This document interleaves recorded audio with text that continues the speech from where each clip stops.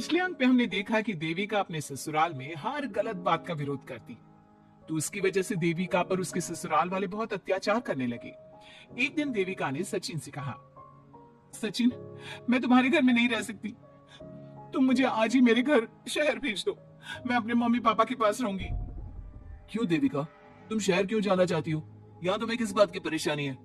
किस बात की परेशानी नहीं है सचिन, तुम्हारे घर के आदमी औरतों के साथ जानवरों जैसा व्यवहार करते हैं, मैं ऐसे माहौल में नहीं रह सकती।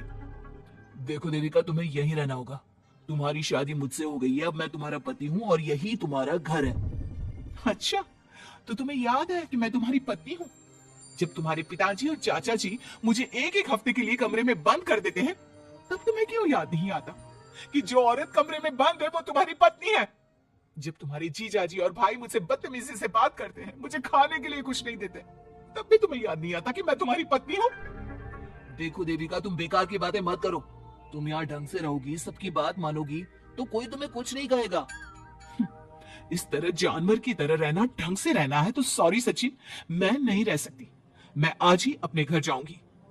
ये बोलकर देविका अपना सामान पैक कर लेती है और घर से जाने लगती है। सचिन भी उसके पीछे पीछे चलता है और उसे समझाने की कोशिश करता है। जब ये सब जोगिंदर ने देखा तो बोल पड़ा, बहू, यह सब क्या हो रहा है? कहाँ जा रही हो? सचिन, बताओ अपने पिताजी को कि कहाँ जा रही हूँ मैं। तुम्हें शर्म नहीं आती अपने पति का नाम लेते हुए? मैं अपने पति का नाम ले रही हूँ, इसमें आपको क्या परेशानी है? आपका नाम तो नहीं ले रही हूँ ना? देविका, ये किस तरह से बात कर रही हो तुम पिताजी से? जिस तरह से करनी चाहिए उस तरह से कर रही हूँ बात। इससे अच्छी तरह से मैं तुम्हारे घर के किसी भी आदमी से बात नहीं कर सकती। तीनों की बात सुनकर घर के बाकी लोग भी वहां आ जाते हैं। तभी जोगिंदर कहता है, हमारे घर की औरतें अपने मर्दों का नाम नहीं लेती। तुम्हारे शहर में होता होगा, लेकिन हमारे यहाँ पर ऐसा कुछ नहीं होता। बहू, सचिन तुम्हारा पति है, तुम उसका नाम मत लिया करो।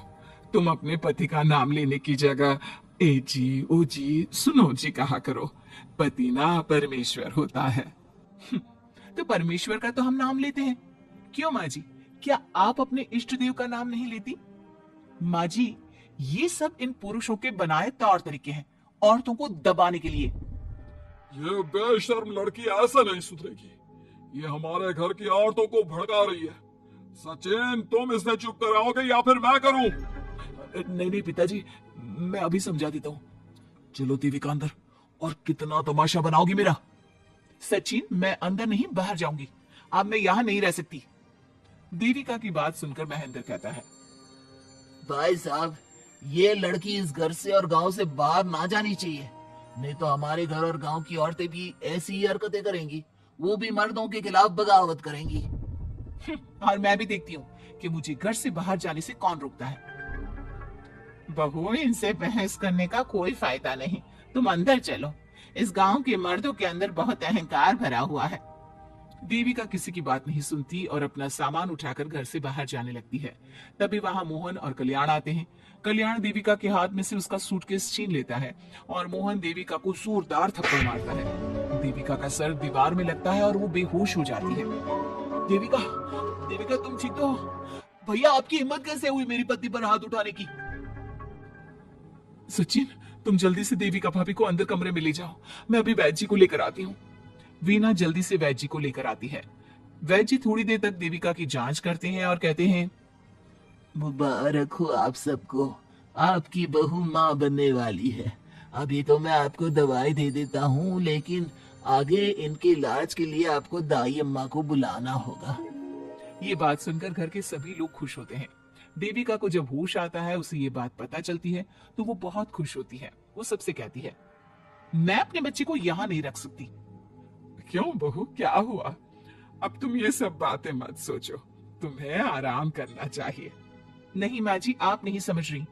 अगर मेरा बेटा हुआ तो इस घर के मर्दों की तरह अहंकारी और औरतों पर जुल्म करने वाला बनेगा, और अगर मेरी बेटी हुई तो वो जानवरों की तरह जुल्म सहने वाली बनेगी, और दोनों ही अनपढ़ रहेंगी।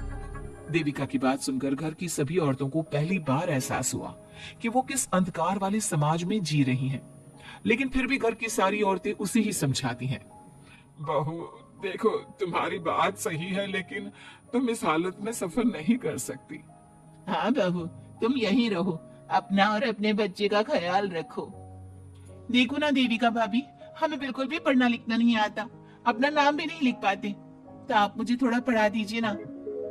देविका, तुम्हारी बातें सुनकर पहली बार हमें एहसास हुआ है कि कैसे माहौल में हम जी रहे हैं। तुमने हमारे अंदर उम्मीद की नई रोशनी पैदा की है। यहाँ से मत जाओ तुम। देविका ने घर की औरतों की बात सुनी तो उसका दिल पसीज गया। उसने गांव में ही रहने का फैसला लिया। वो अपने घर की औरतों को रोज पढ़ाती, उन्हें अपने अधिकारों के बारे में, देश के बारे में बताती। इसी तरह कई दिन बीत गए और एक दिन सुजाता ने सचिन से कहा, सचिन, देविका की तबीयत ठीक नहीं, तुम जल्दी जाकर दाई अम्मा को बुला लाओ ना। भाभी, दाई अम्मा क्या कर लेंगे? आप किसी डॉक्टर को बुला लो, मेरी तबीयत ठीक नहीं है। देविका, गांव के लोग डॉक्टर पर भरोसा नहीं करते। दाई अम्मा बरसों से ये काम कर रही है, वो तुम्हें ठीक कर देगी। सचिन, तुम्हारे घर वाले अनपढ़ हैं, तुम तो पढ़े लिखे हो ना, देख नहीं रहे मेरी हालत क्या हो रही है। तभी तो बोल रहा हूँ, समय बर्बाद मत करो, मैं अभी आता हूँ। सचिन दाई अम्मा को बुलाकर ले आता है। दाई अम्मा घरेलू नुस्खों से देविका का इलाज तो कर देती है। कुछ समय के लिए उसकी हालत भी स्थिर हो जाती है, लेकिन वो पूरी तरह से ठीक नहीं होती। फिर देविका सचिन से कहती है, सचिन, मुझे समझ में नहीं आ रहा तुम मुझे डॉक्टर के पास क्यों नहीं ले जा रहे। मैं माँ बनने वाली हूँ और मुझे ये भी नहीं पता कि मेरा हेमोग्लोबिन कितना है। दाई अम्मा कर रही है ना तुम्हारा इलाज। लेकिन दाई अम्मा को कुछ समझ में ही नहीं आ रहा कि मेरे साथ क्या हो रहा है। अगर देखो तुम मुझे नहीं लेकर गए ना तो मैं खुद ही चली जाऊंगी। अगले दिन देविका की तबीयत दोबारा बिगड़ जाती है और दाई अम्मा के किसी भी नुस्खे से वो ठीक नहीं हो रही थी। देविका ने सारी हिम्मत जुटाई और वो अकेली ही डॉक्टर के पास जाने लगी। उसे देखकर मोहन कहता है, बहू, इस हालत में कहाँ जा रही हो? आप लोगों के भरोसे रही ना तो आप लोग मुझे मार ही डालोगे। डॉक्टर के पास जा रही हूँ मैं। बहू, तेरा दिमाग तो ठिकाने पर है।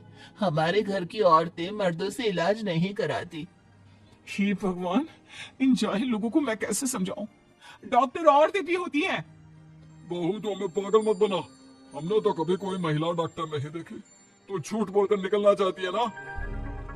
इस गांव की सरहद से आप लोग कभी बाहर नहीं गए ना, इसलिए आप लोगों को नहीं पता कि महिलाएं डॉक्टर के अलावा क्या क्या है। ए लड़की, तुझसे तमीज से बात कर रहे हैं तो तू ज्यादा हवा में मत उड़। बोला ना एक बार, चल अंदर जा। चाचा जी, मैं अंदर नहीं जाऊंगी, डॉक्टर के पास जाऊंगी। मेरा इलाज सिर्फ डॉक्टर ही कर सकता है। ये बोलकर देविका घर से निकल रही थी कि तभी जोगिंदर ने उसे कमरे में ले जाकर बेड पर जोर से धक्का दे दिया, जिसकी वजह से देविका के पेट में चोट लग गई और वो दर्द की वजह से जोर जोर से चिल्लाने लगी। ये देखकर घर की सारी औरतें देविका को संभालने लगी। देविका, हिम्मत रखो, सब ठीक हो जाएगा। देविका भाभी, आप ठीक हो ना? माँ, कुछ करिए ना, भाभी की तबीयत बहुत खराब हो रही है। लेकिन मैं क्या कर सकती हूँ? भाभी, कुछ तो करो, कहीं बहू को कुछ हो ना जाए। उधर जोगिंदर मेन गेट पर बड़ा सा ताला लगा देता है और कहता है, आज के बाद इस घर से कोई भी औरत बाहर नहीं निकलेगी। देविका का बच्चा भी इसी घर में होगा, ये जिंदा रहे या मर जाए। जोगिंदर की बात सुनकर सभी औरतें बाहर आती हैं। जब विमला को इस बात का एहसास हो जाता है कि जोगिंदर देविका को डॉक्टर के पास किसी कीमत पर नहीं जाने देगा, तब विमला पहली बार अपना घूंघट उठाकर तेज आवाज में कहती है, मैं भी देखती हूँ देविका को डॉक्टर के पास जाने से कौन रोकता है। आज देविका डॉक्टर के पास जाकर रहेगी। देविका की सास का घूंघट आखिरकार उतर ही गया। घर के आदमियों ने पहली बार विमला का ये रूप देखा था और उसकी तेज आवाज पहली बार सुनी थी। क्या विमला अपनी बहू की जान बचा पाएगी या जोगिंदर अपनी पत्नी की आवाज भी दबा देगा?